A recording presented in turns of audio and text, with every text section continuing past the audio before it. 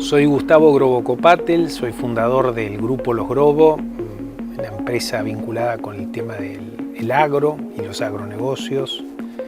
Soy padre de 4 hijos, soy músico y un entusiasmado y apasionado por los temas de la patria. Estuve ahí.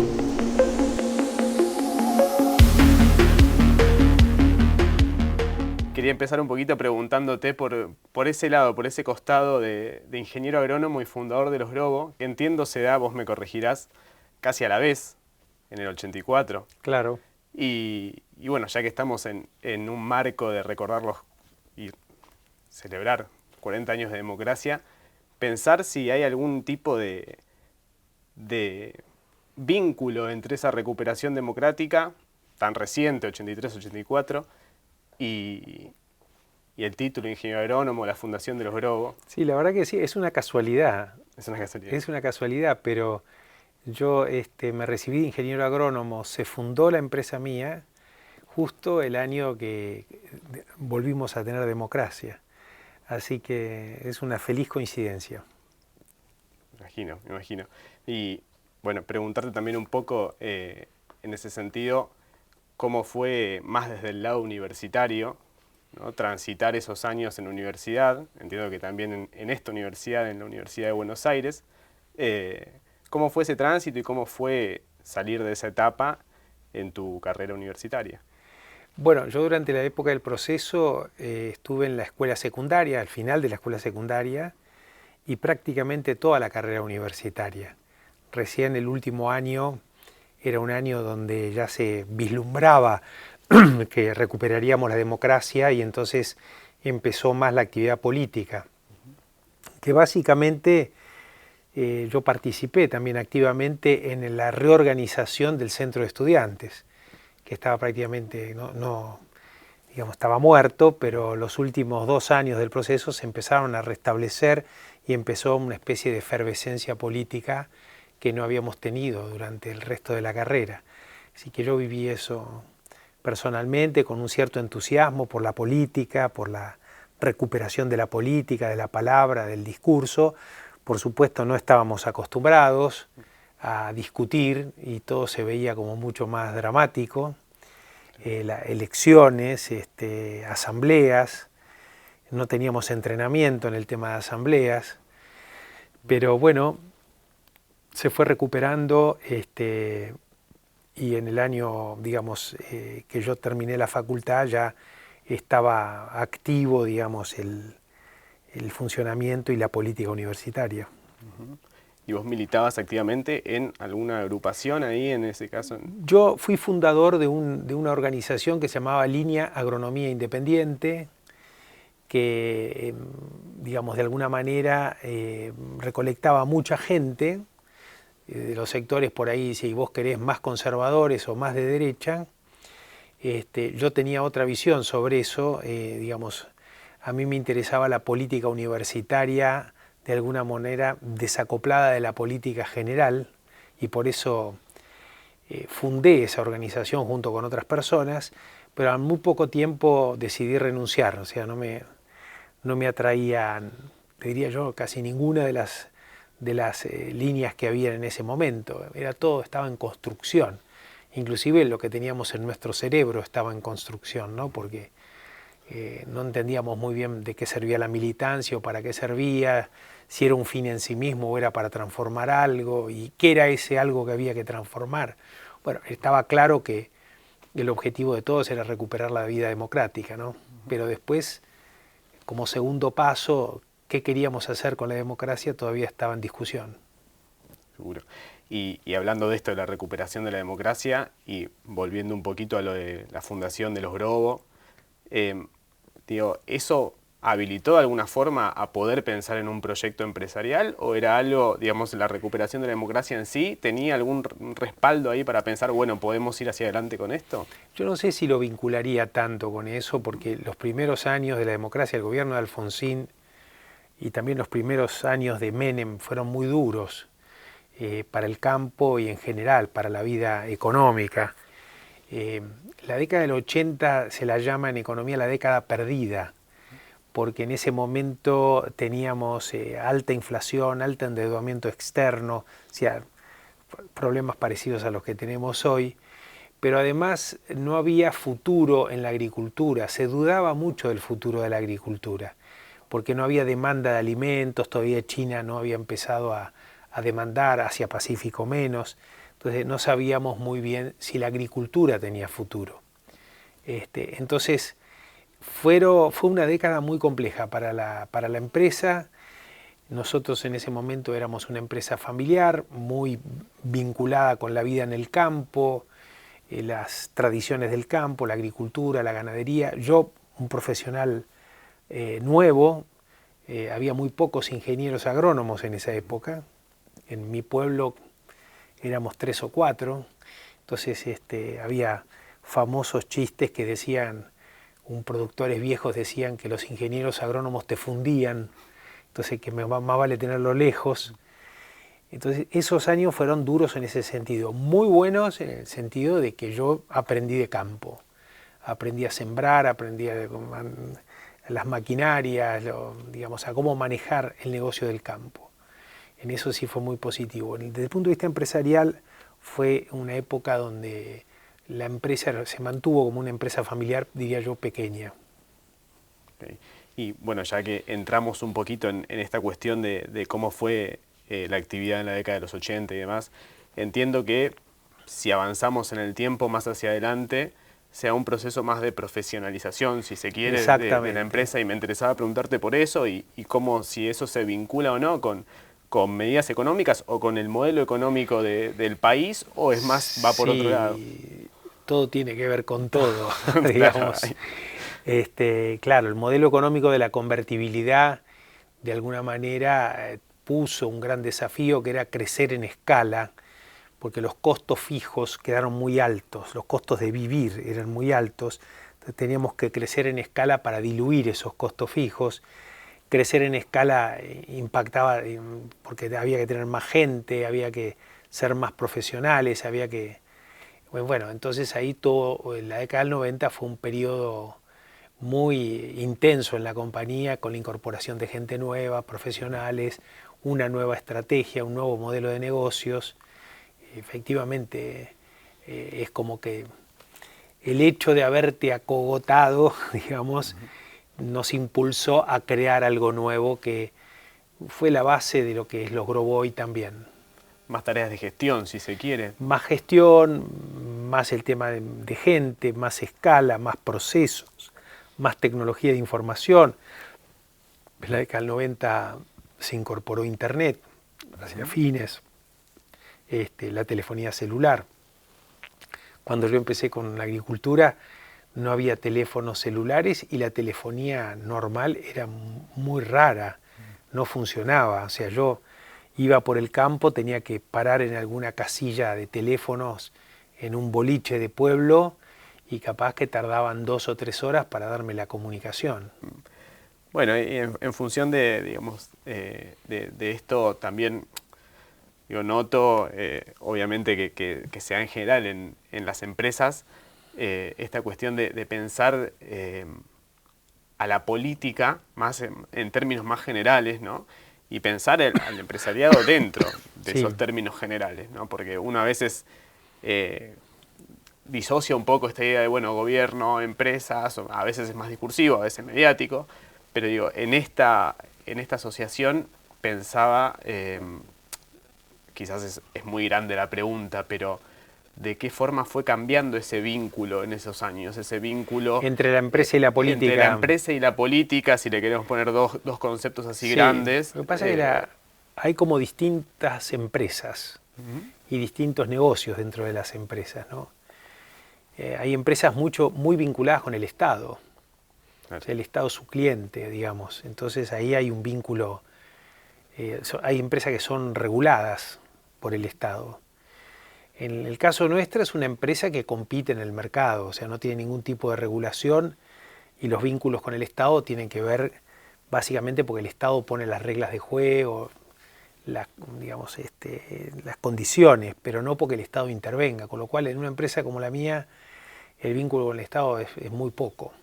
Pero te diría yo que en general para estas empresas que viven más del mercado como la mía, hay una dinámica de la política y hay una dinámica diferente de las empresas. Quizá la política pasa y las empresas quedan. Pensamos en estrategia más allá de la política. O sea, cuando armamos estrategia no estamos pensando mucho en la política, estamos pensando en los fundamentos específicos del negocio, ¿no? Claro. La política, en todo caso, acelerará los plazos si son buenas o son favorables, o los enlentecerá si son más desfavorables. Claro. Y en esto de acelerar y enlentecer, ¿hay alguna diferenciación en estas últimas décadas, si querés, en Claro. que ustedes se hayan visto? Bueno, claro, si perjudicados, uno mira beneficiados? en general los datos de crecimiento de la producción agrícola en Argentina de los últimos 30 años o 40 años para empezar, uno puede ir leyendo perfectamente con el aumento de volumen de producción si las políticas fueron adecuadas o no. La década del 80 prácticamente estuvo estancada la producción agrícola. Eran épocas de retenciones, de doble tipo de cambio, sí. La década perdida. La década del 90 al principio fue despacio, pero después empezó a crecer mucho. Eso tiene que ver con la apertura, con la desregulación, la salida, la eliminación, casi eliminación de las retenciones. Después eso tiene un enlentecimiento al final de la década del 90, principios, o sea, post-crisis 2001, y después un crecimiento vertiginoso entre el 2002, 2003 y el 2010, digamos, el año de la, digamos, post-crisis del campo. Ahí creció muchísimo. Creció mucho, si bien hubieron retenciones, eran bajas y después crecieron, creció mucho porque los precios internacionales crecieron. O sea, los precios internacionales compensaron de alguna manera eso. Y después, los últimos 10 años, hay un estancamiento terrible, y más si lo comparamos con Brasil. Brasil en los últimos 10 años creció el 100%, nosotros el 0%. Entonces ahí marca de alguna manera esa distorsión que genera las políticas públicas en el campo. O sea que estos últimos 10 años, podríamos decir, esta recesión o este estancamiento, sí, está, o vos podrías llegar a ligarlo a las políticas económicas, sí, de alguna forma, sin duda. No a un contexto internacional como quizás lo era anteriormente. No, porque Brasil, que está con el mismo contexto, creció el doble. No, eso tiene que ver con las políticas, tiene que ver con la estructura impositiva. No sé si tanto con la cantidad de impuestos, sino con que los impuestos son cobrados con los derechos de exportación, que es un sistema nefasto, y con el doble tipo de cambio, y con las restricciones para exportar, en fin, toda una serie de medidas que fueron contra la producción y contra la exportación. Entiendo, digamos, hablando ahora de un poco esto de los derechos de exportación, que la relación, en esto que veníamos hablando de la vinculación con la política, ha cambiado bastante de 2008 en adelante. Yo lo que veo de estos 40 años es que la política no entendía mucho estas cuestiones del campo. Ni la política ni los sectores académicos. Después, a partir del 2008, yo creo que la crisis fue una cosa terrible y negativa para todos, pero si algo positivo tuvo para el campo es que en general los sectores académicos y algunos sectores de la política empezaron a entender más del problema del campo, y ese entendimiento fue creciendo, y me da la sensación que ahora hay un mayor entendimiento del campo, tanto de la política como del sector académico. Obviamente que hay sectores de la política que tienen otras ideas, tienen prejuicios, tienen desconocimiento o tienen ideas diferentes, donde piensan que el campo es un sector que no aporta a la sociedad en su conjunto. Y hablando de esto de los aportes del campo, también pienso, digo, si el campo interviene de alguna forma, obviamente en el país en general, en la política del país, más allá de que no sea estrictamente desde la política más legislativa, si se quiere, ¿hay alguna responsabilidad, volviendo al tema de la democracia, en la defensa o en el mantenimiento de la democracia, si se siente, por lo menos desde el lado más empresarial, decir, bueno, nosotros tenemos un rol que cumplir en esta defensa o en este mantenimiento durante todos estos años? Sí, yo creo que todo el mundo percibe, por supuesto los empresarios también, que la democracia es un activo importante que hay que sostener, que hay que perfeccionar. Si vos ves los documentos que salen de las organizaciones empresariales, hablan de que se mantengan las reglas de juego, las instituciones, es decir, hacen una defensa de la democracia y reclaman un perfeccionamiento del sistema democrático, si vos querés. Pero no he sentido a nadie que piense que la democracia no, digamos, me parece que es un activo común para todos los argentinos, ¿no? Sí. Ahora, claro, la democracia funciona si hay poderes equilibrados, para eso está el sistema republicano, poder judicial, legislativo, o sea, ejecutivo. O sea que todo el mundo defendemos la democracia, pero después cuando entramos a escarbar, te das cuenta que hay cosas que de alguna manera erosionan la democracia. Por ejemplo, la falta de de que esos poderes no funcionen libremente y con independencia. Esa es una. La justicia, ¿no? La calidad de la justicia. Yo creo que hay otras cuestiones que están vinculadas con la democracia o sea, la democracia no es solamente elegir cada 4 años o cada 2 años. Es una forma de vida. Y me parece que en eso todavía nos falta. Todavía nos falta en relación a esto de los poderes equilibrados. Nos falta en relación a los poderes equilibrados, a que funcionen bien, a que haya control, que haya una dinámica de conversación permanente con la sociedad. O sea, no es lo mismo la democracia de las redes sociales, en época de redes sociales, que no. Pues eso genera una dinámica diferente, una democracia más directa, más participativa. Yo creo que hay que ir revisándola, el funcionamiento de la democracia. ¿Sentís que eso de alguna forma fue cambiando en los últimos años y mejoró, empeoró, se mantuvo esta idea de democrática general? Sí, yo creo que ha ido cambiando, lo estamos viendo permanentemente, cómo ha cambiado eso. Creo que además en la democracia cada vez hay generaciones más jóvenes que votan y que votan de otra forma. Es decir, en la época mía uno votaba por la historia, ¿no? Si tu papá era radical, vos eras radical o peronista. Hoy me parece que eso importa muy poco, importa más alguien que realmente te dé esperanza o te genere confianza, más que el partido político. Un buen liderazgo que sea creíble, que sea inspiracional, puede recrear confianza y esperanza. Yo soy un tipo que prefiero hablar de esperanza y no de libertad. O sea, cuando la gente habla de libertad, a mí me da, no me resulta, porque yo no creo que haya libertad en gente que no puede llegar a comer hoy a la noche. O no creo que haya libertad, o sea, yo no me considero una persona libre porque dependo de mis clientes, de mis proveedores. O sea, nadie es libre. O sea, la libertad es algo adentro que no tiene que ver con el sistema de afuera.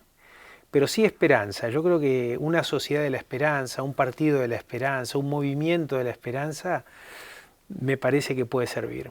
Porque concretamente lo que estamos viviendo ahora, Argentina, vamos a pasar por un periodo complejo hasta que se reordene un poco la economía, la parte social y demás.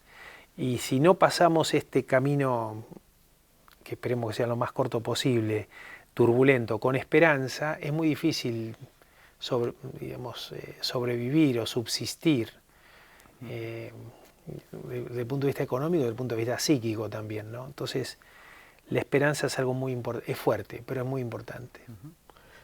¿Pensaste alguna vez en involucrarte activamente en la política, más allá de lo que hablamos al principio, Sí. digo, sobre esta cuestión universitaria, desde tu rol? Yo creo que cada uno tiene que jugar un rol que más le guste y que mejor preparado esté. Yo como funcionario público no me veo, soy muy ansioso, quiero cambiar las cosas rápido. Sí, es probable que me muera antes, digamos, me agarre un infarto y me caigo. La política me interesa y yo creo que siempre he hecho política, siempre participé de los debates públicos, en los lugares más desfavorables, o sea, no le he hablado a la gente que piensa como yo, le he hablado a gente de todo tipo, y eso es una forma de hacer política. Hoy la política no es solamente algo de los políticos. O sea, uno desde la empresa privada puede hacer políticas públicas, puede crear bienes públicos o servicios públicos. O sea, es una sociedad cuyos límites son más difusos. Entonces, me parece que he hecho mi pequeña colaboración y la función pública no me llama. Ok, está bien, está bien. Ni yo la busco. Ahí está. Está bien. Me quedé con esto de que te has juntado a charlar o conversado en lugares con gente que opina distinto a vos, que Sí. es muy, muy distinto, ¿no? Y me surge la pregunta de los debates o charlas con Juan Grabois en cuanto a lo que es la economía popular y me interesaba preguntarte más específicamente ¿qué opinión tenés sobre la economía popular, sobre Sí. esa manera de producir? ¿Cuán lejana la ves? Bueno, yo creo que, digamos, un capitalismo vibrante, una sociedad vibrante que funcione, uno tiende a pensar que la economía popular, que es la economía sin reglas o sin beneficio y demás, no debería existir. O sea, tenemos que luchar para que esa economía popular deje lugar a una economía formal con empleos de calidad, sustentables y que la gente pueda elegir lo que quiere hacer y dónde lo quiere hacer. La economía popular creo yo que ha sido una consecuencia no querida de una crisis profunda que se ha visto mucho más impactada en Argentina que en otros lugares del mundo. Entonces ahora yo creo que la responsabilidad que tenemos es justamente tratar de reinsertar esa gente de la que está hoy en el mundo de la economía popular hacia empleos de calidad. A veces haciendo lo mismo que hacen, ¿no? Por ejemplo, la economía del cuidado, que es algo muy propio de la economía popular, yo creo que va a ser uno de los, digamos así, negocios del futuro, porque la gente es más vieja, hay que cuidar más y va a haber que profesionalizar eso, o sea que vamos a tener que transformar a estos grupos de economía popular en empresas, emprendedores, cooperativas de la economía del cuidado. Lo mismo la producción agrícola, agroecológica, familiar, en fin. Y hay otras actividades que se suponen que tienden a desaparecer, pero dentro de la economía popular y fuera de la economía popular también. Me parece que tenemos un gran desafío con este de la economía popular. Yo creo que la economía popular tiene que ser una política de Estado, no algo de un partido en particular, sino que todos los partidos tienen que estar de acuerdo en cómo tratar el tema, generando leyes, proyectos y demás de largo plazo que trasciendan las elecciones y los gobiernos, y en eso estoy ayudando. ¿Cómo ves al país acá a futuro? Obviamente que es arriesgado, digo, decirlo porque estamos hoy acá, pero ¿qué expectativa tenés de acá en adelante? No tenemos un problema de fundamentos económicos, qué hacer, qué producir, o sea, es un país que tiene mucho para darle al mundo. Ese problema no lo tenemos. Hay otros países que sí, pero nosotros no lo tenemos. El problema nuevamente es cómo reconstruimos ese liderazgo del siglo XXI y adecuado a estos tiempos, cómo reconstituimos un capitalismo del siglo XXI, que es un capitalismo que incluye, que es un capitalismo que cuida los recursos naturales y el medio ambiente, que es un capitalismo de empresarios, digamos, involucrados con lo público, o sea que construyen, son co-constructores del Estado junto con los políticos. Bueno, creo que esos desafíos tenemos y confío que esta crisis que tenemos, que ya viene larga, ¿no? Es una crisis que lleva muchos años, décadas, y esta fase, diría yo, casi más terminal de eso, debería ser la base para reconstruir esto que estoy mencionando. Pero bueno, eso da para la próxima. Da para largo. Quería dejarte una frase por si querés hacerle una reflexión, que es con la democracia se come, se cura y se educa, ¿no? En estos 40 años Estamos en deuda, democracia. ¿no? Bueno, eso era lo que quería preguntar. Sí, ¿qué opinas Estamos de la en frase deuda. y qué opinas de la actualidad en función de eso?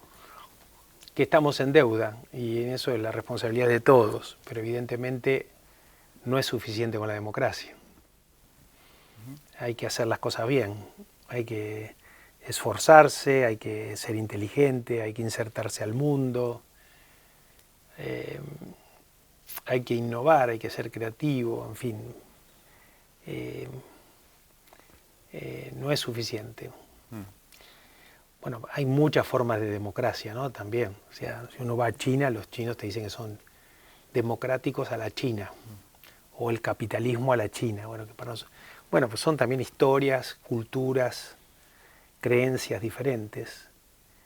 No, evidentemente la democracia es un muy buen sistema de convivencia, de selección del rumbo, en fin. Tiene una serie de cosas, pero eso no te asegura el progreso. El progreso está vinculado con otras cosas dentro del marco democrático.